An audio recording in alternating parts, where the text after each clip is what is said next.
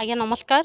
ମୁଁ ଦୀପାଞ୍ଜଳି ପ୍ରଧାନ assistant manager quality ଏସ୍ୟୁରାନ୍ସ ହିସାବରେ ଆମର ଏନ୍ଏଚ୍ଏମ୍ ଡିପିଏମ୍ୟୁ ଏନ୍ଏଚ୍ଏମ୍ରେ କାମ କରି ଆସୁଛି।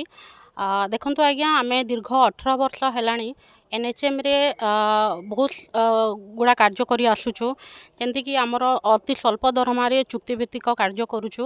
ଆମର ଏଠି ବହୁତ ନିମ୍ନମାନର ସ୍ୟାଲେରୀ ପାଉଥିବାର ଆମ କର୍ମଚାରୀ ମଧ୍ୟ ଅଛନ୍ତି। ଦିନ ରାତି କରିକି ସେମାନେ ଏକଜୁଟ ହେଇକି କାର୍ଯ୍ୟ କରୁଛନ୍ତି।